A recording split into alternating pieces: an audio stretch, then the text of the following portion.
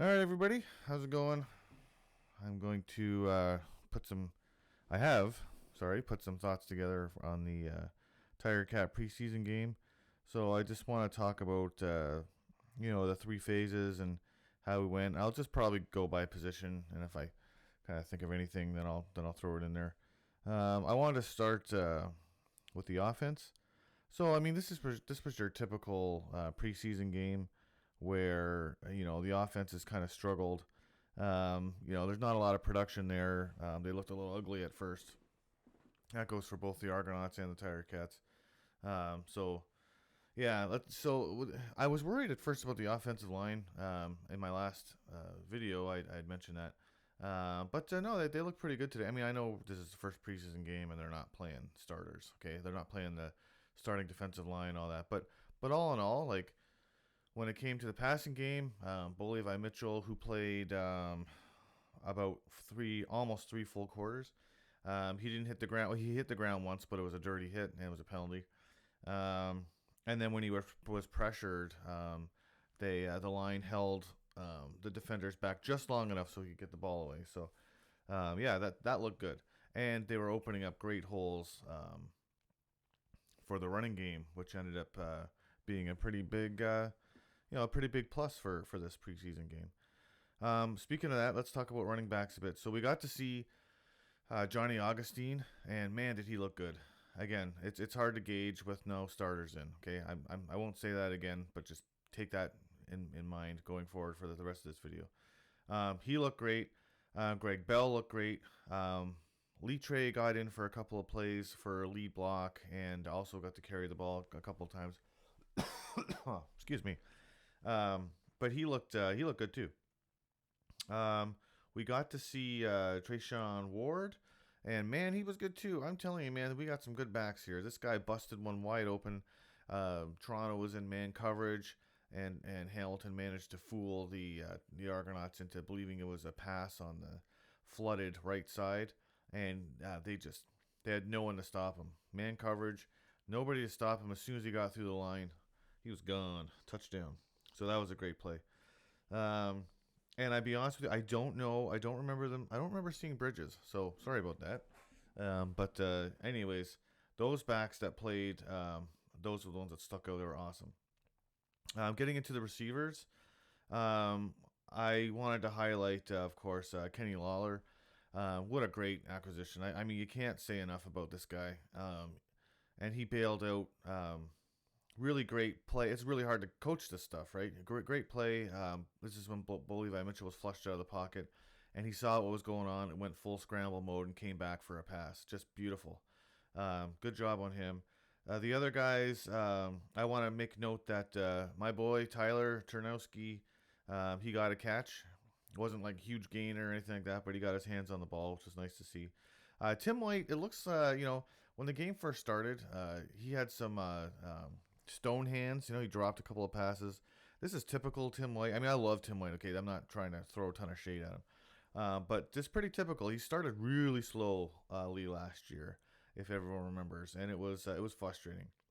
But he looked better at the end of the game. But I would say that let's keep an eye on him for when the regular season starts. I don't know. He's great. I mean, we know he's great. He's like right up there with some of the best receivers in the league, but he is a notorious slow starter. Drew Rolartarski, didn't get to see much of him, but obviously he's a big pickup. Other than that, I mean, all the other receivers look good. I know Brandon O'Leary Orange got to play a bit, so that was good. I don't really have a lot of reservations about this receiving core. I mean, if the O-line does their job, Bo Levi Mitchell is going to pick apart defenses this year. He's got a great receiving core, and then now we know he's got at least three quality backs. I mean, you can't put a price on that. That is just incredible. If they can get the running game going this year, which they really need to do. Okay, championship teams can finish games out because they have a good running game, whether it's the NFL or the CFL, and we need that. Okay, the Tiger Cats need that this year. They need that running game, and they got the people to do it as long as everyone stays healthy. So, I mean, final analysis here on the offense. They weren't sharp in the beginning of the game, no question about it. They had Bo Levi Mitchell overthrew wide open receivers on a couple of occasions. We had a couple of bad drops, like even Ward. I was mentioning the running back. Great runner, can't catch. I'm sorry, man. He was right in his hands, and he dropped it. So that's obviously when they review the tape, which they're doing probably today. That's stuff they're going to look at. You got to catch that ball.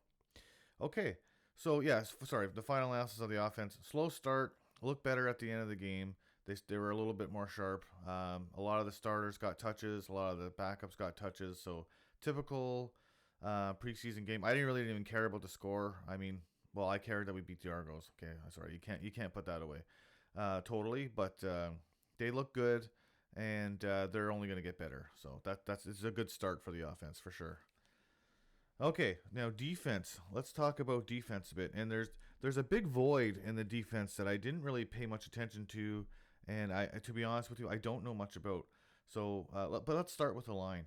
So this time of year is hilarious, right? Because there's like 16 defensive linemen, right? And a lot of them are going to get cut, right? Or a few of them are going to get cut. But Sales was in for a bit. He looked great. Garbutt was great when he was in. Lots of pressure, and then you pair them with Julian Hauser, and you're gonna have quarterbacks, like I said before, running for their life this year. I think that this is going to be a formidable front. You also have Thomas Gore. Don't forget about him.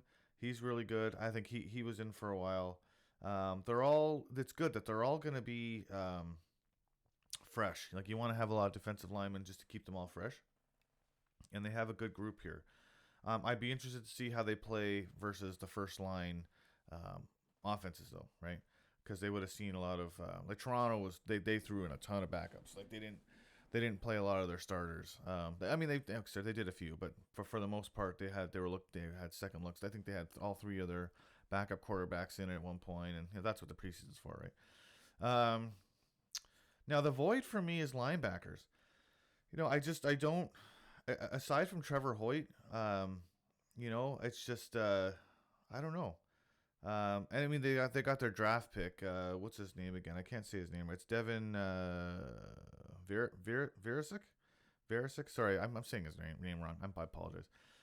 He made an awesome tackle on special teams. Actually, his first tackle was on special teams. Just actually absolutely ran this guy down. So he can move, right?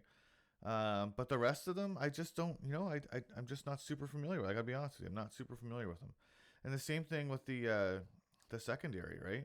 So you got all your DBs. Not a lot of. I mean, there's a ton. Okay, I have the lineup open right now. There's like 20 of them. I don't know who's what, and I don't know because last year this was not a strength for the Tiger Cats, so that's probably why there's like 1,000 people on the roster right now. But Castatonis is awesome. Moxie is awesome. Is it Moxie? Yeah, sorry, Jonathan Moxie. Pardon me. He's great. Those are the two that I remember. But the rest of them. Oh, sorry. Don't forget about Reggie Stubberfield. So a little bit about him. Apparently, and I didn't know this either. So he had an injury. I just forgot. I did know, but I forgot. Reggie had an injury last year, ACL, right? And he's at about the 1 year mark, which is typically how long. And I'm not a doctor, okay? I'm just going by what I heard. So don't think that I know this for fact.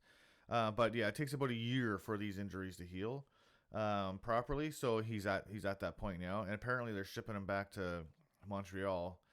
Probably to see the original doctor that I saw to have a look at it. So I would expect to see him maybe in the last preseason game, but we know he's good.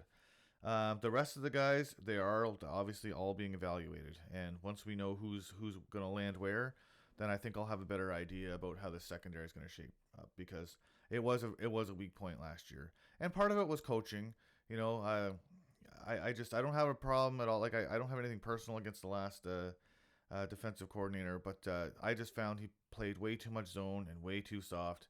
But again, going with final analysis for this game, the guys that they had in though, I will say this because I was there and I saw it with my own eyes. The linebackers and the DBs were playing a masterclass game of catch and stick, right? So the receivers were catching the ball. I mean, there were a few times where there was, more than say 5 yards. Yards after the catch, but for the most part, they were shutting them down. They were shutting the Argos down with the catch and stick. So the receivers were catching it, but they were planting him. And it was a clean game. Not a lot of penalties. You didn't see a lot of interference penalties, at least on the Tiger Cats. There was a couple on Toronto. But yeah, it was a clean game, well executed, well coached defensive game for the Tiger Cats. My only issue with them is, and this was a sort of a typical Tiger Cat issue last year. They didn't, actually, this is kind of a point for both the offense and the defense. So the offense at the end of the game failed to maintain possession of the ball. So they gave the ball back to the Argos with 90 seconds left in the game. And of course, in the CFL, with stop time, anything can happen there, right? And then the defense comes on the field, and they failed to shut the Argos down too. So you have the Argos drive down the field in 90 seconds and score a touchdown, and then they missed the 2-point convert. But it's like, this is the CFL, man. That's the difference between winning and losing in a lot of these close games that we're going to have. So that's something that they really need to I mean, this is game 1 of the preseason. I'm not gonna go too crazy about this really, but this is a thing, okay? Like the defense or the offense, pardon me, should have been able to string together a couple of first downs to run out a minute and a half, but they didn't do that. But again, this is where this running game that I think they're going to develop, or they are developing, is going to come into play here. It just didn't in this preseason game. So defense, back to defense, they look great. There's a lot of uncertainty about who's going to make the team, obviously. So we're just going to have to take it as it comes. Now, special teams was awesome. I mean, this is the one shining point in this game. The punts were the punter was doing a great job. Leggio didn't miss a field goal. So that part of their game is still clicking on all cylinders. Lots of great tackles down the field. Like I mentioned, their first round draft pick, who is a linebacker on paper, went down there and just slaughtered a guy. We caused a fumble at the end of the game. Too bad we didn't recover it. Well, it's not a fumble as much as the team was coming down with such strength and speed that I think it distracted the guy, and he muffed the punt. So, yeah. We got a no yards call, which is kind of annoying. I looked at it again, and it was close, but I mean, it really could have gone either way. But you got to watch that. You get a lot of American players up here, and they don't get it. They don't get the Canadian game at first, and they make a lot of silly errors when it comes to special teams. All right, so so that's about my wrap up here. Looks like we've got the parts in place to have a really great team. It's really up to the coaching. And I have a lot of faith, I got to tell you. We have to avoid the 0-3. It cannot happen this year. Absolutely cannot happen. So Tiger Cats got another couple of preseason games, which I don't think are televised. But the first game of the season is against, who is it against? The first game of the season is versus the Stampeders in Calgary. And then they got Saskatchewan Roughriders in Hamilton, and that's on June 14th. So come out to that game. We'll see how these pieces come together. We got to win these ones. This is the difference between making the playoffs and sitting at home, right? So anyways, have a great day. I'll put some more stuff together getting closer to the first game of the season, or if anything comes up with people getting cut or whatever. And if I hear anything about Stubblefield too, I'll make sure I pass that along. All right, have a great day, everybody. See you later.